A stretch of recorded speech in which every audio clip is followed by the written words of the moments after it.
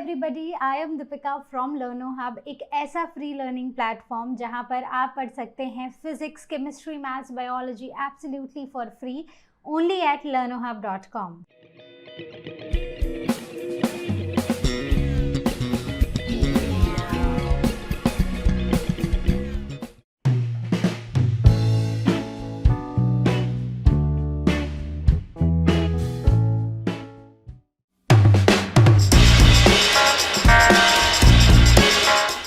तो देखते हैं अपना पहला क्वेश्चन। हमारा पहला क्वेश्चन है, name the components of the formed elements in the blood and mention one major function of each of them.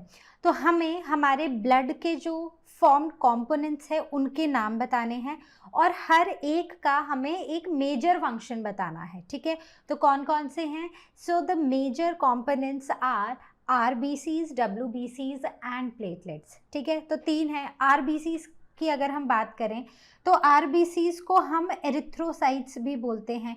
तो ये वो कंपोनेंट है हमारे ब्लड का जिसमें क्या होता है, जिसमें होता है हेमोग्लोबिन। ठीक है, हीमोग्लोबिन होता है। और हीमोग्लोबिन का क्या काम है? हीमोग्लोबिन का काम है ऑक्सीजन को ट्रांसपोर्ट करना। मतलब हीमोग्लोबिन क्या करता है? हीमोग्लोबिन अपने साथ ऑक्सीजन के मॉलिक्यूल्स को बाइंड कर लेता है और इस तरह ऑक्सीजन को ट्रांसपोर्ट करता है हमारी बॉडी के अंदर। तो जब हीमोग्लोबिन, ठीक है, तो हीमोग्लोबिन और ऑक्सीजन जब एक दूसरे के साथ बाइंड हो जाते हैं तो उस कॉम्प्लेक्स को हम बोलते हैं ऑक्सी हीमोग्लोबिन। ठीक है, तो आई hope this is clear. Second हमारा जो एलिमेंट है दैट इज WBCs। WBCs या फिर हम इसको ल्यूकोसाइट्स भी बोलते हैं। तो इसका क्या फंक्शन है? यहाँ पर बनती हैं एंटीबॉडीज़। तो इनका काम है एंटीबॉडीज़ बनाना। ठीक है, तो ये जो एंटीबॉडीज़ है ना, ये बहुत इंपॉर्टेंट है हमारी बॉडी के लिए, क्योंकि ये इन पर्टिकुलर WBCs में, जब हम WBCs के बारे में हमने पढ़ा था तो हमने पढ़ा था कि बहुत तरह के WBCs होते हैं। ठीक है, तो बेसिकली कौन से WBCs जो हैं वो एंटीबॉडीज़ बनाते हैं? They are neutrophils. ठीक है, तो ये हो गया न्यूट्रोफिल्स। अब ये एंटीबॉडीज़ बनाते हैं और इस तरह ये हमें अलग अलग इन्फेक्शन से, बैक्टीरियल इन्फेक्शन से बचाते हैं। Right, so they protect us from whom? They protect us from bacterial infections, right? So I hope this is clear. Now the next is thrombocytes or the blood platelets. ठीक है, तो जो हमारी body में platelets हैं उनको हम thrombocytes भी बोलते हैं और उनका काम है ब्लड का कोआगुलेशन करना। मतलब कि अगर कहीं पर कट लग जाता है और वहाँ से खून निकलना शुरू होता है तो आप देखते होंगे ना कि कुछ टाइम बाद वहाँ पर एक ऐसे क्लॉट सा बन जाता है। अब ब्लड जो है ना वो बाहर नहीं आता है। ठीक है, अगर आप उस क्लॉट को हटा दोगे तो फिर से ब्लड बाहर आना शुरू हो जाएगा और थोड़ी देर बाद फिर से क्लॉट बन जाएगा।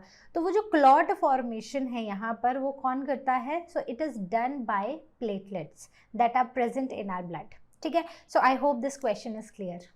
Now the question number 2. Question number 2 says that what is the importance of plasma proteins? तो जो plasma proteins है उनकी importance क्या है? तो प्लाज्मा प्रोटीन की अगर हमें इम्पॉर्टेंस का पता करना है तो हम कुछ प्लाज्मा प्रोटीन्स के नाम लिखकर हम उनकी इम्पॉर्टेंस को डिस्कस करते हैं।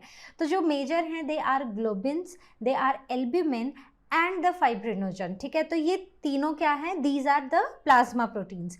तो अब जैसे अगर हम ग्लोबिन्स की बात करें तो ये क्या करता है? It is involve in defence mechanism of our body. तो ये कुछ तो याद करो, हमने ऐसे ग्लोबिन कुछ इम्यूनोग्लोबिन्स करके कुछ पढ़ा है, राइट? तो ये वही ग्लोबिन्स हैं जिन्हें हम IG भी लिखते हैं, जिन्हें हम क्या बोलते हैं?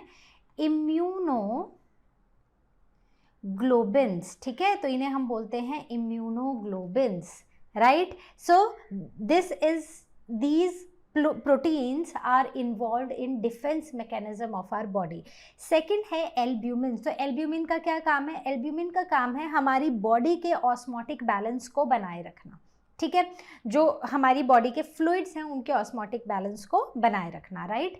Then next is fibrinogen. Fibrinogen जो है वो बहुत ही एक इम्पॉर्टेंट रोल प्ले करता है जब हम ब्लड क्लॉटिंग के बारे में पढ़ते हैं। तो अभी हमने बात की कि प्लेटलेट्स जो हैं, प्लेटलेट्स ब्लड क्लॉटिंग कराते हैं, ठीक है। तो मतलब अगर प्लेटलेट्स किसी की बॉडी में कम है तो इसका मतलब कि कहीं ना कहीं ब्लड क्लॉटिंग अफेक्ट होगी। तो वहाँ पर एक जो बहुत इंपॉर्टेंट प्रोटीन है जो ब्लड क्लॉटिंग में हम पढ़ते हैं, दैट इज फाइब्रिनोजन, ठीक है। तो फाइब्रिनोजन जो होते हैं, तो जहाँ पर भी GEN जेन आ गया ना, मतलब कि वो एक इनएक्टिव फॉर्म है जो कि एक्टिव फॉर्म में कन्वर्ट होती है, दैट इज फिब्रिन, और ये हेल्प करती है ब्लड क्लॉटिंग में, इस बहुत मेजर रोल प्ले करती है ब्लड क्लॉटिंग में, right. So I hope this question is also clear. Now the question number 3। So question number 3 एक बहुत ही सिंपल सा क्वेश्चन है, that is match the columns, ठीक है। तो हमें कॉलम 1 में जो चीज़ें हैं उनको कॉलम 2 से मैच करना है। तो चलिए देखते हैं क्या क्या लिखा है। सबसे पहले है इओसिनोफिल्स। तो इओसिनोफिल्स क्या होते हैं? सोचो हमने कहाँ पढ़ा था, ये हमने ब्लड के सेल्स में पढ़ा है। और ब्लड के सेल्स में भी देखो मेजरली क्या पढ़ते हैं हम, मेजरली हम पढ़ते हैं RBCs, WBCs एंड प्लेटलेट्स, ठीक है।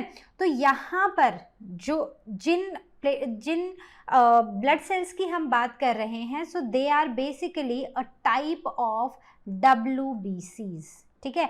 ये WBCs का एक टाइप है, ठीक है। तो इसका क्या काम है, ये वो ब्लड सेल है हमारी बॉडी का जो कि इम्यून रिस्पॉन्स में हेल्प करता है, ठीक है। मतलब एक तरह से हमारे इम्यून सिस्टम को सपोर्ट करता है और किसी भी तरह के इन्फेक्शन को हमारी बॉडी से दूर रखता है। तो यहाँ पर they are basically responsible in resisting the infections, ठीक है। So I hope this is clear. The next is RBCs। तो RBC क्या होता है? रेड ब्लड सेल, मतलब एरिथ्रोसाइट्स। तो क्या करते हैं, वो लेके जाते हैं इधर से उधर ऑक्सीजन को और कार्बन डाइऑक्साइड को। So what are they involve in? They are involve in gaseous exchange. तो क्या ऐसा कोई ऑप्शन है? बिल्कुल है। So they are involve in gas transport, ठीक है।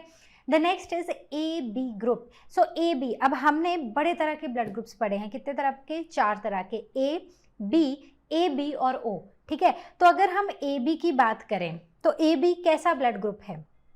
ये एक ऐसा ब्लड ग्रुप है जो कि नॉट रेजिस्टेंट बट यूनिवर्सली किसी से भी ब्लड ले सकता है, मतलब A वाले से भी, B वाले से भी, O वाले से भी, ठीक है। So AB group is related to this, not coagulation, right. So with 2, ठीक है। So I hope this is also clear, ठीक है। अब उसके बाद है प्लेटलेट्स, ठीक है। So platelets, what do? They are also called as thrombocytes, right. So thrombocytes किस चीज़ में इन्वॉल्व है? अभी तक हम 2 क्वेश्चंस में तो ये डिस्कस कर चुके हैं, right. So they are involve in coagulation of blood. तो basically 1 is going to be the correct option over here, ठीक है, मतलब इसका match. The next is systole. तो सिस्टोल क्या होता है? एक सिस्टोल होता है, एक डायस्टोल होता है। कहाँ पढ़ते हैं? हार्ट की हम मूवमेंट में पढ़ते हैं, ठीक है। तो सिस्टोल क्या होता है? It is basically the contraction of heart, right. So this is going to be 4. So I hope all these are clear to you. Now the question number 4. So question number 4 says that why do we consider blood as a connective tissue? तो blood को हम एक connective tissue क्यों मानते हैं? हमने अलग अलग तरह के टिश्यूज पढ़े थे और connective tissue में हमने पढ़ा था blood के बारे में, ठीक है। So it is a fluid connective tissue, क्योंकि ये fluid है, ठीक है, ये बहता हुआ पानी की तरह है, राइट। तो हम blood को connective tissue क्यों मानते हैं? तो अगर मैं इस वर्ड की बात करूँ ना, connective, तो बेसिकली कहीं ना कहीं एक वर्ड आ रहा है, दैट इज कनेक्ट। तो कनेक्ट करना मतलब जोड़ना, ठीक है, मिलाना। तो ब्लड जो है, क्योंकि ये एक फ्लूइड है, ठीक है, तो ये हमारे ब्लड वेसल्स में, हमारे बॉडी में जो ट्यूब्स हैं उनमें मूव करता है और एक पार्ट, बॉडी के एक पार्ट को दूसरे पार्ट से मिलाता है, ठीक है। और इस तरह वो बहुत अलग अलग तरह के चीज़ों को ट्रांसपोर्ट करता है, जैसे गैसेस को ट्रांसपोर्ट करता है, फिर जो इम्पॉर्टेंट न्यूट्रिएंट्स होते हैं उनको जगह पर पहुंचाता है, वेस्ट को इकट्ठा करके हमारी बॉडी के एक्सक्रीटरी ऑर्गन्स तक लेके जाता है। तो इसीलिए हम ब्लड को एक कनेक्टिव टिश्यू बोलते हैं, क्योंकि it connects body tissues by transporting substances, ठीक है। सेकेंडली जो ब्लड है ना वो मीजोडर्मल है ओरिजिन में, ठीक है।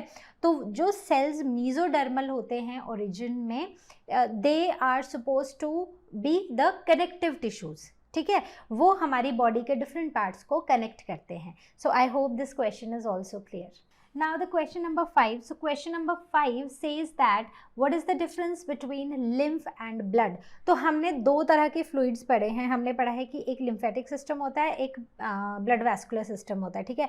तो ब्लड वैस्कुलर सिस्टम में तो ब्लड ट्रांसपोर्ट होता है और लिम्फेटिक सिस्टम में लिम्फ ट्रांसपोर्ट होता है। तो अगर ब्लड की बात की जाए तो ब्लड क्या है? ब्लड एक रेड कलर का फ्लूइड है जो कि हमारी ब्लड वेसल्स में फ्लो करता है, ठीक है। वहीं पर अगर हम लिम्फ को देखें तो ये एक कलरलेस फ्लूइड है या फिर पेल सा एक फ्लूइड है which flows through our lymph vessels. तो ब्लड जो है वो ब्लड वेसल्स में फ्लो करता है और लिम्फ जो है वो लिम्फ वेसल्स में फ्लो करता है, ठीक है। देन अगर ब्लड की बात करें, ये रेड है, ठीक है, तो क्योंकि हीमोग्लोबिन है जो कि एक पिगमेंट है जो इसको रेड कलर दे रहा है। तो ब्लड में क्या है? ब्लड में है आरबीसीज, डब्ल्यूबीसीज और प्लेटलेट्स, ठीक है। वहीं पर अगर हम लिम्फ की बात करते हैं तो लिम्फ एक कलरलेस फ्लूइड है, तो एक सीधी सी बात है कि इसमें आरबीसीज तो है नहीं, बट इसमें क्या होती हैं? दे हैव डब्ल्यूबीसीज, ठीक है। एक और फंक्शन अगर हम एक और डिफरेंस अगर हम डिस्कस करें तो उसमें हम फंक्शन की बात कर सकते हैं दोनों की। तो ब्लड का क्या काम है? ब्लड का काम है गैसेस को ट्रांसपोर्ट करना और जो भी न्यूट्रिएंट्स हैं उनको, और इवन वेस्ट को ट्रांसपोर्ट करना हमारी बॉडी में, ठीक है। दूसरा अगर हम लिम्फ की बात करें तो लिम्फ का क्या काम है? ये एक्सचेंज करता है न्यूट्रिएंट्स को और गैसेस को बिटवीन ब्लड एंड सेल्स। तो basically it is also performing a very important function, ठीक है। तो कई ऐसी जगह हैं जहाँ पर ब्लड जो है वो सेल तक नहीं पहुँच पा रहा है, तो उनको कनेक्ट करने के लिए कौन सा फ्लूइड है? सो दैट इज़ लिम्फ, ठीक है। तो लिम्फ क्या करता है? जो भी न्यूट्रिएंट का एक्सचेंज होना है, जो ब्लड ने न्यूट्रिएंट्स देने हैं सेल को और सेल ने जो वेस्ट प्रोडक्ट देना है किसको? ब्लड को, ताकि हम उसको अपनी बॉडी से बाहर फेंक सके। तो ये जो एक्सचेंज का काम है ना, ये लिम्फ करता है, ठीक है। So it takes place through our lymph, ठीक है। So I hope this difference is clear. So let us see our next question, that is question number 6. So question number 6 says what is meant by double circulation and why is it significant? तो double circulation क्यों? क्योंकि एक cycle को complete करने के लिए blood जो है हार्ट में 2 बार आ रहा है, ठीक है। तो एक तो हो गया हमारा सिस्टेमिक सर्कुलेशन, ठीक है, सिस्टेमिक सर्कुलेशन, और दूसरा हमारा हो गया पल्मोनरी सर्कुलेशन, ठीक है। तो सिस्टेमिक सर्कुलेशन मतलब अभी समझते हैं, ठीक है। अब जब डबल सर्कुलेशन पढ़ ही रहे हैं तो थोड़ा और डिटेल में पढ़ते हैं। तो ये है हमारा हार्ट, ठीक है। अगर आप हार्ट में देखो तो हार्ट हमारा 4 चेम्बर्स हैं, ठीक है, 2 साइड्स हैं, एक लेफ्ट है और एक राइट है। तो अगर मैं लेफ्ट साइड की बात करूं, so left side of our heart receives oxygenated blood. कौन सा ब्लड? Oxygenated blood. तो यहाँ पर लंग्स से ऑक्सीजनेटेड ब्लड आएगा थ्रू पल्मोनरी वेन और वो पोर हो जाएगा into our left atrium, left atrium से लेफ्ट वेंट्रिकल, लेफ्ट वेंट्रिकल से यही ब्लड जो है वो आयोटा के थ्रू हमारे बॉडी टिश्यूज़ में चला जाएगा, ठीक है, सॉरी यहाँ पर, ठीक है। उसके बाद अब हमारी जो बॉडी के ऑर्गन्स हैं या सेल्स हैं वो क्या यूज़ कर लेंगे? वो यूज़ कर लेंगे सारा का सारा ऑक्सीजन और कार्बन डाइऑक्साइड प्रोड्यूस होगी। अब ये जो कार्बन डाइऑक्साइड है ये through vena cava, superior and inferior, superior मतलब जो बॉडी के ऊपर पार्ट्स हैं वो वहाँ से डीऑक्सीजनेटेड ब्लड लाएंगे हार्ट में, और इन्फीरियर मतलब जो नीचे वाले बॉडी पार्ट्स हैं वहाँ से इन्फीरियर वेना केवा सारा का सारा डीऑक्सीजनेटेड ब्लड लाएगी और उसको पोर कर देगी into the right atrium. Right atrium से ब्लड कहाँ जाएगा? राइट वेंट्रिकल, राइट वेंट्रिकल से कहाँ जाएगा? Through pulmonary artery it will go into the lungs, ठीक है। अब ये जितना भी आपको लेफ्ट साइड पे दिखाई दे रहा है ना transport, this is all systemic, और जो राइट साइड में दिखाई दे रहा है इट इज़ ऑल पल्मोनरी, ठीक है। बड़ा ही सिंपल है, याद रखना। जहाँ भी वर्ड पल्मोनरी आता है ना, so remember it is related to our lungs. तो जब ब्लड जो है वो लंग्स में जा रहा है हार्ट से और फिर लंग्स से वापस से हार्ट में जा रहा है, ठीक है, so that is the pulmonary circulation. जहाँ भी लंग्स है पल्मोनरी, ठीक है। और जो दूसरा है जहाँ पर हार्ट से ऑक्सीजनेटेड ब्लड बॉडी के पार्ट्स में जा रहा है और बॉडी पार्ट से यही यहाँ से deoxygenated blood back to our heart आ रहा है। So this is systemic. तो जो सिस्टेमिक सर्कुलेशन है वो ऑक्सीजन, न्यूट्रिएंट्स और कार्बन डाइऑक्साइड को कैरी करता है, रिमेंबर दैट, ठीक है। तो कोई एक याद रख लो, दूसरा ऑटोमेटिकली हो जाएगा अगर आपको कंफ्यूजन रहती है तो। Now let us talk about the significance of double circulation। तो डबल सर्कुलेशन एक बहुत ही एफिशिएंट सर्कुलेशन है, ब्लड का सर्कुलेशन है, जिसमें कहीं पर भी हम मिक्सिंग नहीं देखते हैं डीऑक्सीजनेटेड और ऑक्सीजनेटेड ब्लड की। तो अगर हम ह्यूमन हार्ट की बात करें तो it has how many chambers? It has 4 chambers, right. So left atrium, right, this is right atrium, this is left ventricle and this is right ventricle। तो अगर हम यहाँ पर देखें तो this left side is related to the oxygenated blood and the right side is related to the deoxygenated blood। तो यहाँ पर पूरे जो चारों चेम्बर्स हैं ना वो एक दूसरे से अलग हैं, डिवाइडेड हैं, और कहीं पर भी हम बैक फ्लो भी नहीं देखते हैं ब्लड का, right. So it prevents the mixing of oxygenated and deoxygenated blood, जिसकी वजह से ऑक्सीजन जो है वो एफिशिएंटली हमारे टिश्यूज़ तक पहुंचती है और टिश्यू से कार्बन डाइऑक्साइड जो है वो एफिशिएंटली हमारा सर्कुलेटरी सिस्टम लंग्स तक पहुंचा के उसको बाहर फेंकने का काम करता है, right. So this is the significance of double circulation. Now the question number 7। तो क्वेश्चन नंबर 7 है डिफ्रेंशिएट करना है हमें कुछ चीज़ों को। तो सबसे पहला जो था that was blood and lymph, जो कि हम ऑलरेडी एक क्वेश्चन में क्वेश्चन नंबर 5 में डिस्कस कर चुके हैं, तो अब हम उसको रिपीट नहीं करेंगे। So will start with the B part, that is open and closed system of circulation. तो जैसे कि ये नाम है, मतलब सर्कुलेशन के सिस्टम है, एक क्या है, एक है ओपन और दूसरा क्या है, दूसरा है क्लोज्ड। तो ओपन मतलब कि खुला हुआ है, ठीक है, तो कहीं पर भी जो सर्कुलेशन है वो बंद जगहों पर नहीं हो रहा है। तो इसका मतलब क्या हुआ कि जो ब्लड है ना वो बड़ी बड़ी वेसल से पास होती है और वो कहीं ओपन स्पेसेस में चला जाता है बॉडी में, ठीक है। दूसरी तरफ क्लोज्ड सर्कुलेशन, जो कि हम ह्यूमंस के केस में पढ़ते हैं, तो यहाँ पर क्या है, ब्लड एक नेटवर्क से पास होता है, क्लोज्ड नेटवर्क है ब्लड वेसल का, उसी से ही पास होता है, ओपन स्पेसेस में ब्लड नहीं जाता है। So this is the closed system of circulation. Next is open system. अगर हम देखें तो यहाँ पर ना, क्योंकि ब्लड लार्ज वेसल से निकल रहा है फिर ओपन कैविटीज़ में चला जा रहा है, तो यहाँ पर कहीं पर भी ब्लड जो है ना उसका फ्लो रेगुलेट नहीं हो रहा है। लेकिन अगर हम बात करें क्लोज्ड सर्कुलेशन की, तो हमने पढ़ा है कि हमारे हार्ट में भी वॉल्व्स हैं, हमारी वेन्स में भी वॉल्व्स हैं, तो किसी भी तरह का बैक फ्लो जो है वो रेगुलेट हो रहा है, ठीक है। सो बेसिकली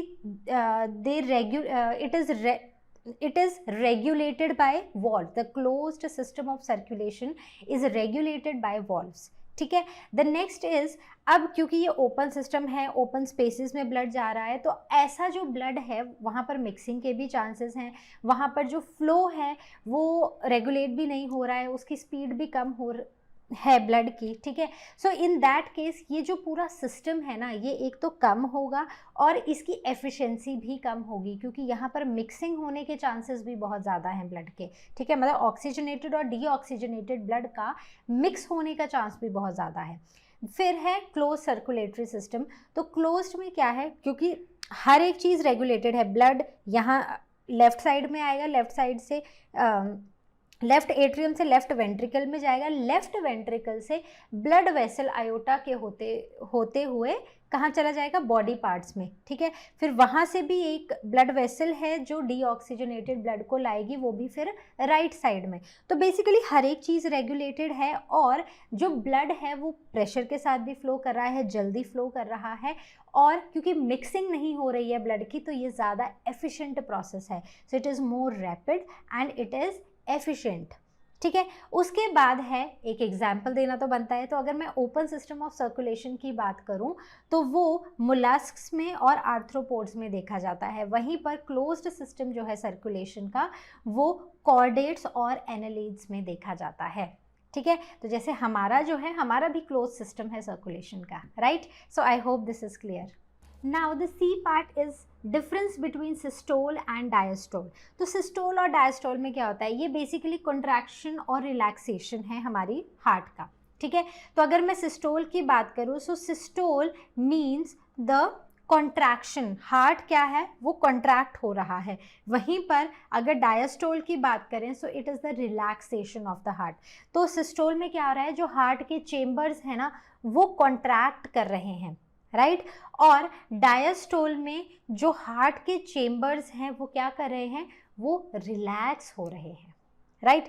उसके बाद अगर सिस्टोल को अगर हम देखें तो सिस्टोल क्या करता है, it causes an increase in blood pressure with in the heart.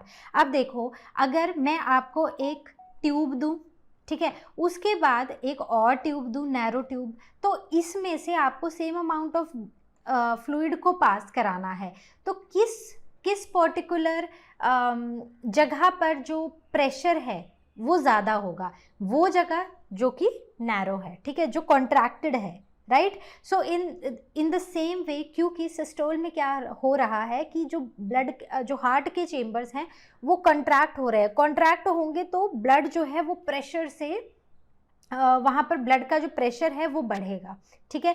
वहीं पर अगर डायस्टोल की बात करें तो डायस्टोल क्या है, रिलैक्सेशन, तो रिलैक्स हो रहा है हार्ट, राइट। तो ये रिलैक्सेशन जो है ये ब्लड के प्रेशर को डिक्लाइन करती है।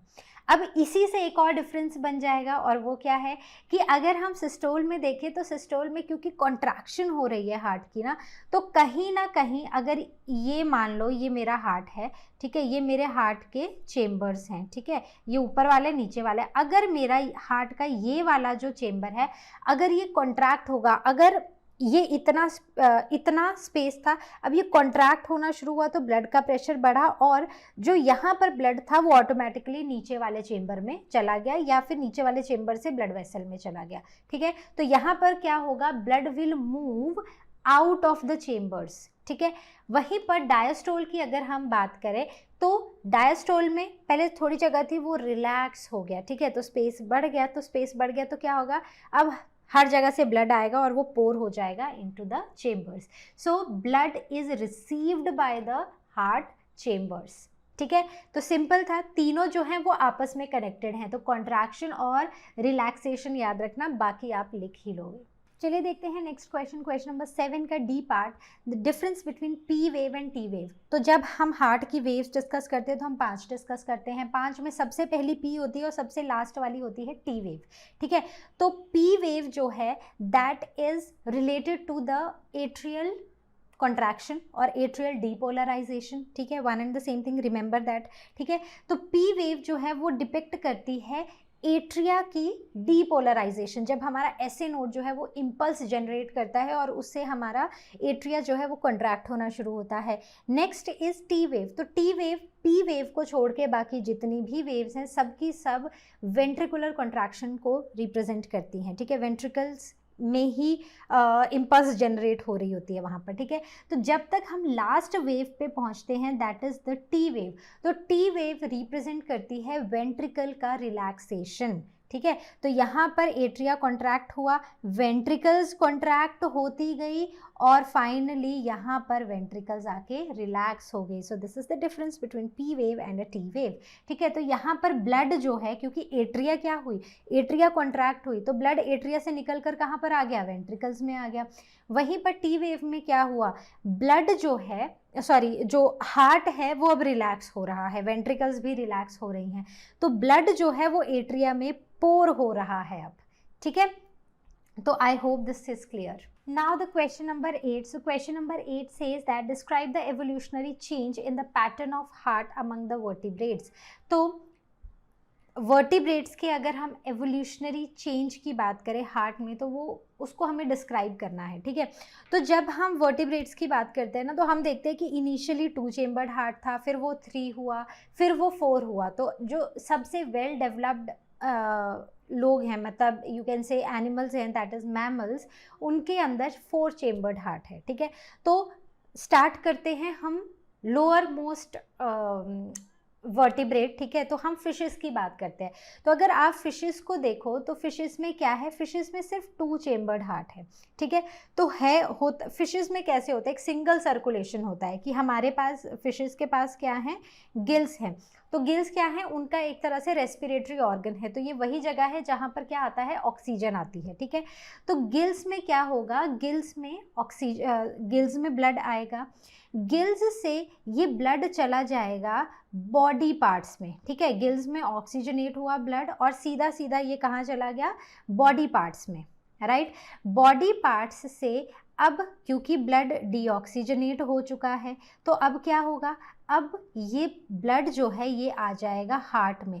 हार्ट में भी पहले आएगा एट्रियम में, फिर आएगा वेंट्रिकल में, और फिर ये यहाँ से वापस से चला जाएगा कहाँ पर, गिल्स में। तो ये भी कैसा है, ये भी कार्बन डाइऑक्साइड रिच ब्लड है। So this is how blood is circulated inside a fish, ठीक है। तो फिशेस में ऐसा होता है। अब अगर हम बात करें रेप्टाइल्स की, तो रेप्टाइल्स में कैसा हार्ट है, दे हैव 3 चेम्बर्ड हार्ट। तो उनके पास क्या है, उनके पास एक वेंट्रिकल है और 2 एट्रिया है, ठीक है तो 2 एट्रिया, लेकिन it is not that useful, ठीक है। मैं भी बताती हूँ क्यों। क्योंकि देखो पहले यहाँ पर ऑक्सीजनेटेड ब्लड आएगा कहाँ पर, लेफ्ट एट्रियम में ऑक्सीजनेटेड ब्लड आएगा। लेफ्ट एट्रियम से ही ऑक्सीजनेटेड ब्लड ना वेंट्रिकल में चला जाएगा और फिर वहाँ से बॉडी पार्ट्स में जाएगा, ठीक है। वहीं पर फिर ब्लड कहाँ जाएगा, राइट एट्रियम में, और राइट एट्रियम से ना ये वापस से वेंट्रिकल में ही जाता है। तो बेसिकली हो क्या रहा है कि वेंट्रिकल में जो ब्लड है ना वो चाहे ऑक्सीजनेटेड और डीऑक्सीजनेटेड आके मिक्स हो जा रहे हैं। तो यहाँ पर भी जो ब्लड है ना, जो ट्रांसपोर्ट सिस्टम है ना वो इतना ज़्यादा एफिशिएंट नहीं है। उसके बाद आते हैं 4 चेम्बर्ड हार्ट वाले ऑर्गेनिज्म, जैसे कि हम हैं, क्रोकोडाइल्स हैं, बर्ड्स हैं, हम वो एनिमल्स में आते हैं जिनकी एनर्जी नीड्स बहुत ज़्यादा हाई हैं, ठीक है।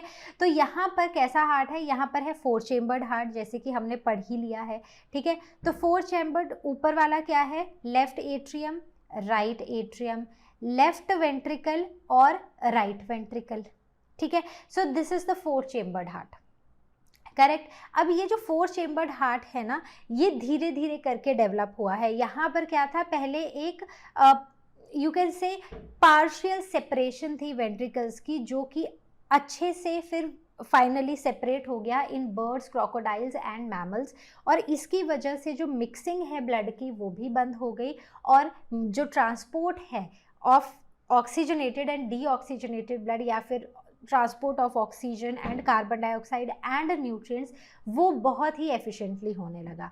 So this is how the heart in case of vertebrates has started from 2 chambered and we have reached till 4 chambered। तो ऐसे धीरे धीरे करके evolution हुआ है हार्ट के चेम्बर्स का in vertebrates. Now the question number 9, why do we call our heart myogenic. तो हम अपने हार्ट को मायोजेनिक क्यों बोलते हैं, तो मायोजेनिक, ठीक है। So the word myo, so myo means muscles, ठीक है। So something and genic means origination, ठीक है, ओरिजिनेट, राइट।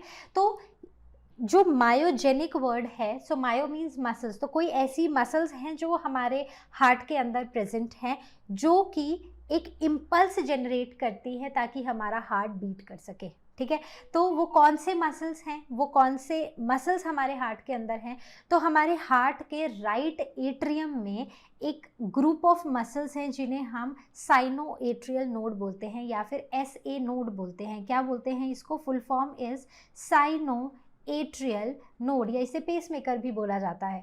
तो ये क्या करते हैं, ये कॉन्ट्रैक्शंस प्रोड्यूस करते हैं, और इनके कॉन्ट्रैक्शंस प्रोड्यूस करने से ही एक इम्पल्स जनरेट होती है, जिसकी वजह से हमारा हार्ट बीट प्रोड्यूस होती है, ठीक है। तो बेसिकली हमारे हार्ट को बाहर से कुछ भी नहीं चाहिए बीट करने के लिए, जो भी है, जो भी मसल्स हैं वो हमारे हार्ट की वॉल्स के अंदर ही प्रेजेंट है। So that is why we call it as myogenic. Now the question number 10 says, sinoatrial node is called as pacemaker of our heart. Why? तो साइनोएट्रियल नोड को हम पेस मेकर क्यों बोलते हैं? तो देखो, पेस मेकर क्या होता है? पेस मेकर एक ऐसा डिवाइस है जो कि, या एक ऐसी चीज़ है हमारी बॉडी में या कहीं पर भी, ठीक है। तो पेस मेकर एक ऐसी चीज़ है जो कि किसी एक पर्टिकुलर एक्टिविटी की पेस को सेट करता है कि ये चीज़ ऐसे चलनी चाहिए, ये गाड़ी है ये इतनी स्पीड पे चलनी चाहिए, ठीक है। So that is the pacemaker. तो अगर हम यहाँ पर ऐसे नोड की बात करें तो हम बेसिकली लास्ट क्वेश्चन को ही कंटिन्यू कर रहे हैं, तो अब हम रीज़न बता रहे हैं कि भाई इसको पेस मेकर क्यों बोलते हैं। तो हमने यही पढ़ा था कि ये एक स्पेशलाइज्ड बंडल ऑफ न्यूरॉन्स हैं जो कि हमारे हार्ट की राइट साइड पर है। राइट साइड में भी कहाँ पर? राइट एट्रियम की वॉल के ऊपर हमें देखने को मिलता है क्या? साइनोएट्रियल नोड और एसे नोड, ठीक है। तो अब यहाँ पर क्या है कि ये जो ऐसे नोड है ना, इसका क्या काम है? इसकी ना एक इनहेरेंट प्रॉपर्टी है। कैसी प्रॉपर्टी है? इसके अंदर एक इनहेरेंट प्रॉपर्टी है और इस प्रॉपर्टी के चलते ये क्या करता है कि हार्ट को कॉन्ट्रैक्ट होने देता है। तो जब हार्ट कॉन्ट्रैक्ट हो रहा है फिर रिलैक्स हो रहा है तो इसकी वजह से एक रिदम जो है वो मेंटेन रहती है और उसी रिदम की वजह से क्या आती है?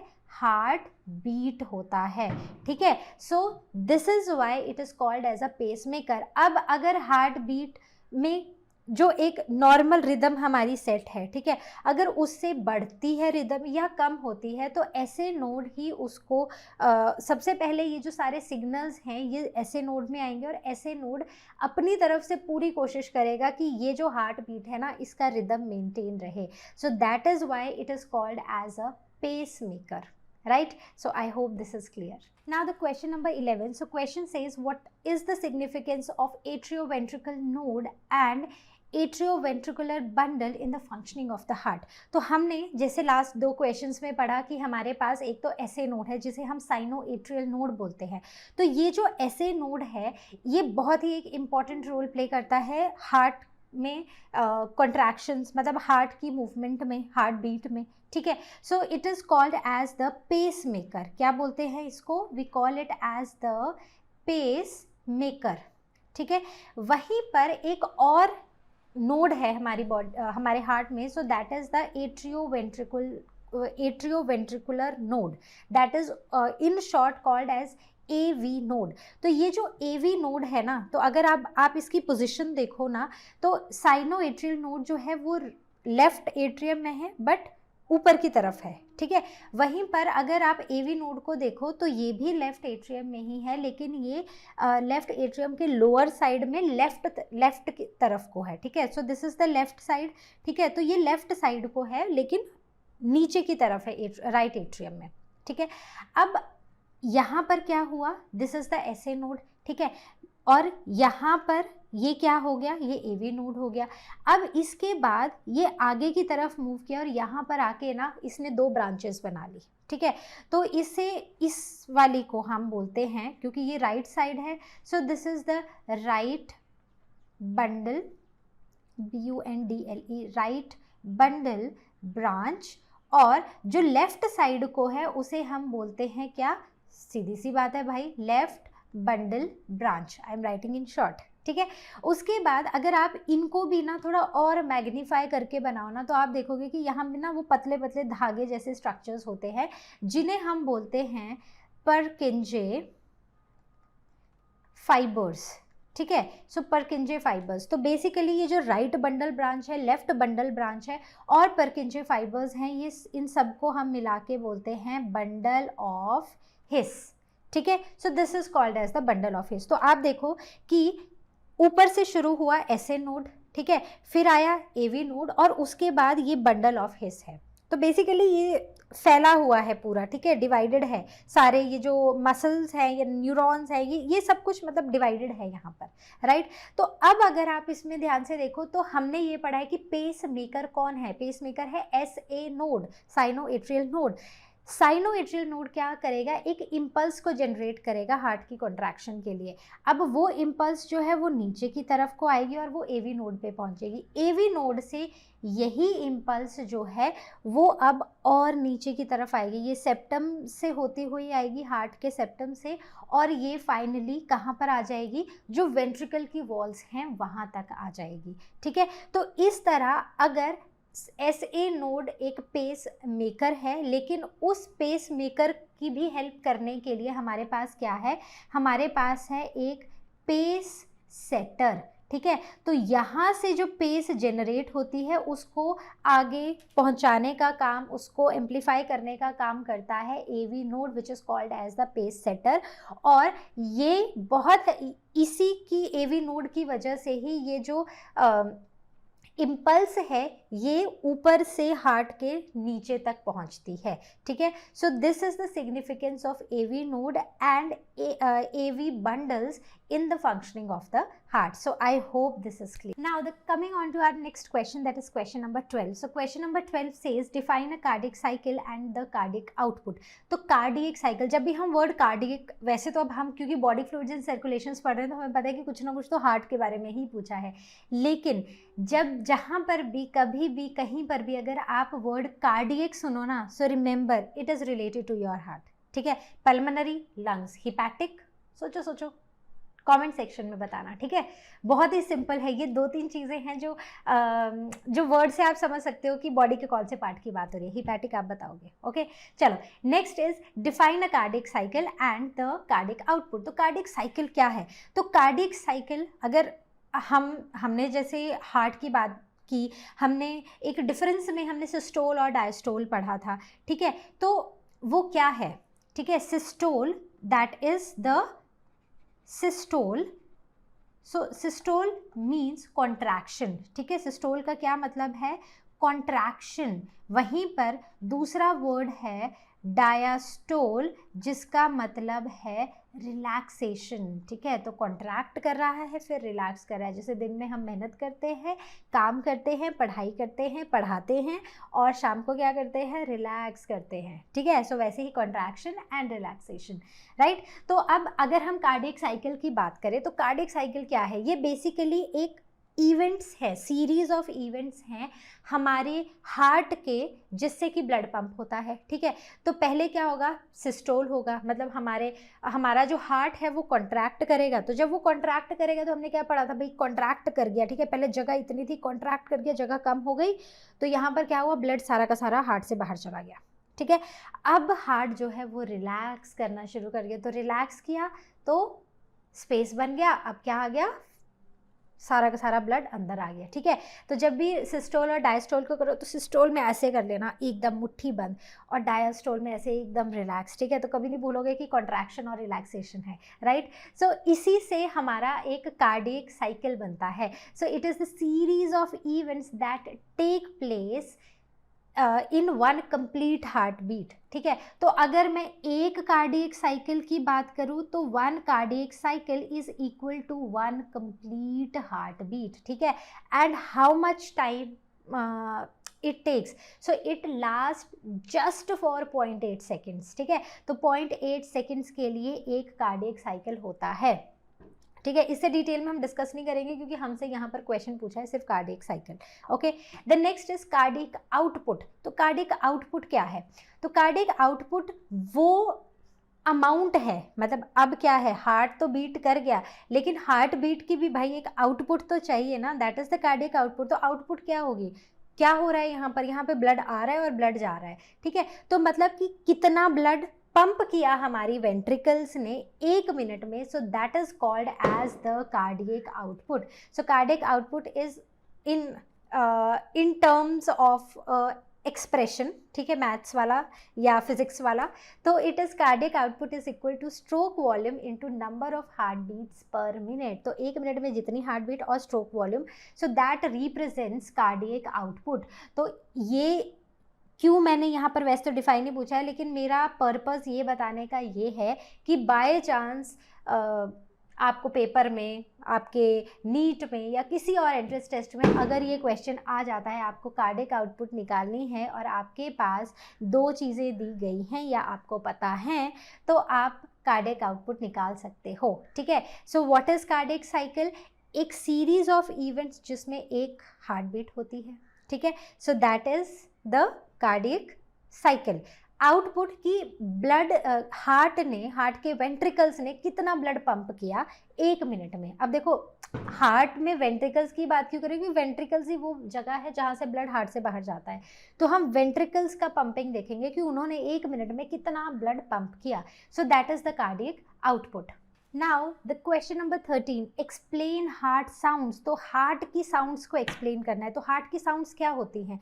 तो अगर हार्ट की साउंड्स की बात करें तो वो बच्चे जिन्होंने अभी तक चैप्टर बिल्कुल भी नहीं पढ़ा है वो क्या बोलेंगे? वो बोलेंगे कि मैम धक धक होती है हार्ट की साउंड, जो कि एक बहुत ही गलत चीज़ है, ठीक है। तो वो 90s का एक सॉन्ग है ना, धक धक करने लगा। सो दैट इज़ रॉन्ग। धक धक नहीं करता है, लब डब करता है हमारा हार्ट। और ये जो साउंड्स हैं हमारे हार्ट की, ये क्या हैं? First is lub and second is dub. तो अगर मैं आपको पूछूं what is the first sound produced by heart, so that is the lub sound and the second is dub sound, ठीक है। So lub is the first sound produced by heart and second is dub. So lub is low pitched sound, ठीक है, इसकी pitch कम होती है। वहीं पर dub की जो पिच है वो कैसी होती है? So it has high pitch. अब देखो लब साउंड प्रोड्यूस कब होती है? लब साउंड तब प्रोड्यूस होती है जब बाइकस्पिड और ट्राइकस्पिड वॉल्व जो हैं वो बंद होते हैं। तो अब आप बोलेंगे हैं ये कहाँ होते हैं? तो जिन बच्चों ने नहीं पढ़ा है उनके लिए, ठीक है, और जिन्होंने पढ़ा है उनके लिए हमारे पास है रिविजन, ठीक है। तो ये है हमारे हार्ट के 4 चेम्बर्स, ठीक है। So this is the left side and this is the right side. तो लेफ्ट साइड में लेफ्ट ऑरिकल और लेफ्ट वेंट्रिकल के बीच में जो वॉल्व होते हैं, सो that is the bicuspid valve. वो यहाँ पर कौन सा होता है? यहाँ पर होता है बाइकस्पिड वॉल्व, ठीक है। वहीं पर अगर हम राइट साइड की बात करें तो राइट एट्रियम और राइट वेंट्रिकल के बीच में जो वॉल्व होता है, so that is the tricuspid valve, ठीक है। अब डब साउंड कब प्रोड्यूस होती है? डब साउंड तब प्रोड्यूस होती है जब जोर से बंद हो जाता है हमारा semi lunar valve. Semi lunar valve अब ये कहाँ पर होता है? तो सेमी लूनर वॉल्व होता है हमारे लेफ्ट साइड में, ठीक है। सो लेफ्ट साइड में होता है लेफ्ट वेंट्रिकल और आयोटा के बीच में, ठीक है। So these are the 2 heart sounds.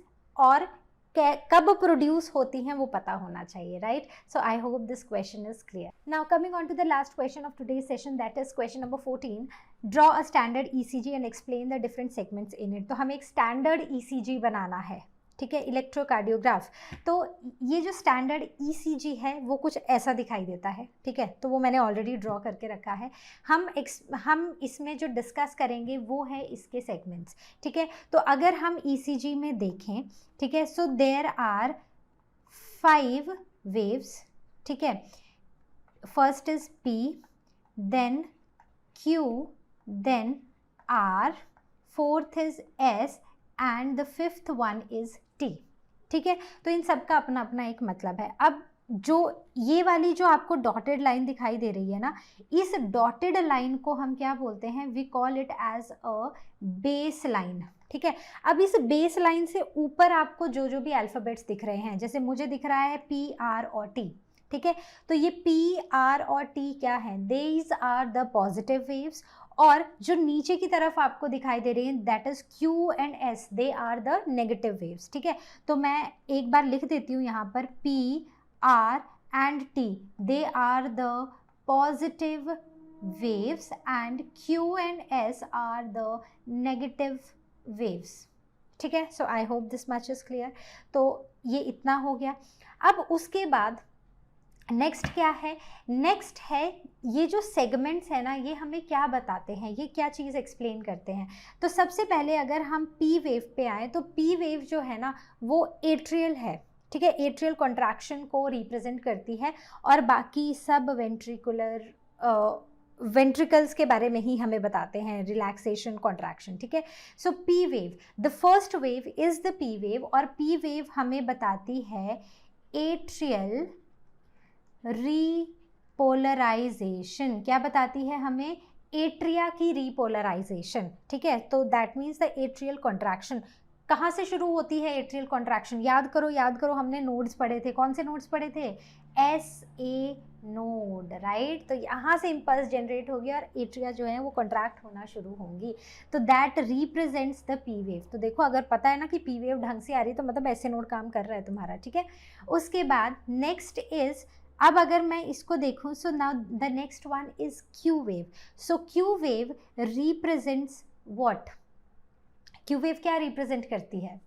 So now the Q wave, तो देखो क्यू और आर को हम एक साथ लेते हैं। सो क्यू एंड आर, ठीक है। So this represents ventricular contraction और वेंट्रिकुलर रीपोलराइजेशन, ठीक है। तो एक बार इम्पल्स एट्रिया से स्टार्ट हुई तो ऑफकोर्स वो कहाँ जाएगी?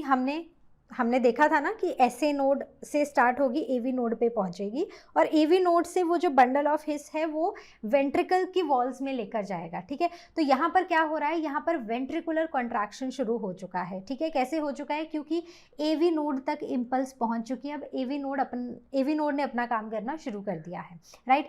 उसके बाद हम लेते हैं next wave, that is R S. तो आर एस में क्या है कि जो वेंट्रिकल्स है ना वो अच्छे से कॉन्ट्रैक्ट कर चुकी हैं, ठीक है। So that is the ventricular contraction. Now the last one that is left is this one, ये वाली एस टी, ठीक है। तो एस टी में क्या हो रहा है कि अब जो वेंट्रिकल्स है ना वो रिलैक्स होना शुरू हो गई हैं। तो यहाँ पर क्या हो रहा है? Ventricular relaxation. तो एस टी हमें क्या बताएगा? ये हमें बताएगा वेंट्रिकुलर रिलैक्सेशन, ठीक है। So this is ventricular relaxation, okay. So I hope this is clear. तो बस यही है हमारी different heart waves. So it starts with P and still T. तो P Q R S T, 5 है P Q R S T, ठीक है। तो पी जो है, पी आर और टी जो कि बेस लाइन के ऊपर हैं, they are positive. Q and S they are baseline के नीचे, सो दे आर नेगेटिव। अब पी जो है that is related to atrial contraction, और उसके सिवा सब वेंट्रिकुलर कॉन्ट्रैक्शन से रिलेटेड है, ठीक है। तो यहाँ पर पहले एसए नोड इम्पल्स जनरेट करेगा तो पी वेव प्रोड्यूस होगी, ठीक है। अब उसके बाद एक बार एट्रिया कॉन्ट्रैक्ट हो गया, अब एवी नोड के पास सिग्नल पहुंच जाएगा और अब वेंट्रिकल्स कॉन्ट्रैक्ट होना शुरू हो जाएंगी। So I hope this question is clear. So I hope जितने भी क्वेश्चंस आज हमने डिस्कस किए हैं वो आपको एकदम क्रिस्टल क्लियर हुए होंगे। तो अब हम मिलेंगे अपनी नेक्स्ट वीडियो में, जहाँ पर हम नेक्स्ट चैप्टर के एनसीईआरटी सॉल्यूशंस को डिस्कस करेंगे।